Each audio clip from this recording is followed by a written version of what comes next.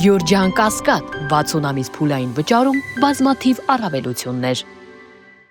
Գեղամ Նազարյան։ Շնորհակալություն։ Նախագծում ինչ-որ միտեղ շուն բառը կա, թե մենք ենթադրում ենք, որ նախագիծը շների մասին է, սա առաջին հարցը։ Երկրորդ, դուք ասում եք, որ արգելվելու է գլխաքանակի նպատակով սպանդը։ Հիմա այս օրինագիծը ենթադրենք ընդունեցինք, առնետներին կարելի է սպանդը ենթարկել, թե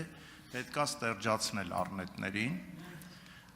Երրորդ հարցը, դուք նշեցիք, որ եթե ագրեսիա է ցուցաբերում շունը, նոր այդ դեպքում կարելի է քնեցնել, այսինքն սատկացնել, ավելի պարզ ասած։ Հիմա ոնց է որոշվելու շունը ագրեսիվ է, թե ագրեսիվ չի։ Ոնց ենք որոշել, որովհետև ենթադրում եմ խոսքը շների մասին է, ոչ թե կատուների կամ ասենք ճնճղուկների մասին, որովհետև նրանք էլ են կենդանիներ։ Այս հարցին պատասխանեք, արձագանքելուց նոր կշարունակենք։ Եթե ձեզ մի քիչ նեղություն տայք եւ ընդհանրապես պրեամբուլան կարդայիք օրենքի նախագծի, նշված է, որ սույն օրենքի գործողությունը չի տարածվում գյուղատնտեսական, որսի, ինչպես է մարդու կենսագործունեության վրա վնասակար ազդեցություն ունեցող կենդանիների, փակագծերում վնասատու կրծողներ, միջատներ եւ այլն, դրանց հետ կապված իրավահարաբերությունները։ Շուն սահմանումը չկա, մենք կառավարությանը առաջարկելու ենք ցանկ, որը սահմանելու է մեր կողմից առաջարկվող տնային կենդանիների ցանկը, բնականաբար այնտեղ կա շունը, բայց կառավարությունն է ընդունելու, որոշելու եւ ընդունելու տնային կենդանիների ցանկը։ Մեր կողմից առաջարկվող ցանկի մեջ բնականաբար շները կան։ Արձագանք։ Ես կխնդրեի կոնկրետացնել, որովհետեւ թափառող կենդանին նաեւ կատուն է, թափառող կենդանի։ Գյուղական որոշ շրջաններում աղվեսներն են թափառող կենդանիներ։ Պետք է կոնկրետացնել հասկանալու համար, որտեղ ինչ են անելու եւ վերջապես ստերջացնում եւ քնեցնում լուծումները երբ է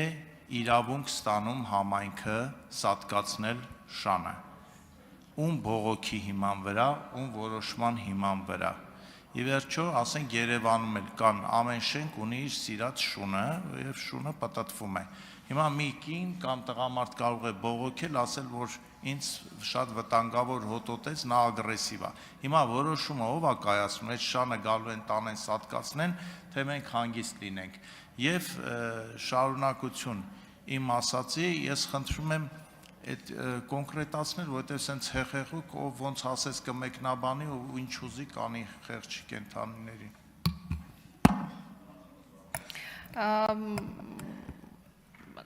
Ընդհանրապես պետք է գոնե մեկ անգամ օրենքը կարդալ, օրենքի նախագիծը կարդալ, այստեղ ամեն ինչ նշված է։ Թափառողը կենդանու տեսակ չի, սեփականության ձև է, այսինքն սեփականատեր չունենալու մասին է խոսքը։ Չգիտեմ ինչ ասեմ, կենդանու սատկացնելու մասին պահանջ այստեղ չկա կամ տարբերակներ, երբ կարելի է դա անել, այդպես չկա։ Դե ասացի, որ անասնաբուժության մասին օրենքի համապատասխան հոդվածում միայն քնեցման, թույլատրելի քնեցման հիմքերը սահմանված են, քրեական օրենսգրքով կենդանու կյանքից զրկելը կարելի է միայն ինքնապաշտպանության եւ առողջության վնասը կանխարգելելու կամ պաշտպանվելու համար, ինչպես քրեական օրենսգրքով կյանքի ընդհատման բոլոր հոդվածներում դա պարտադիր կա։ Սա է կարգավորումը։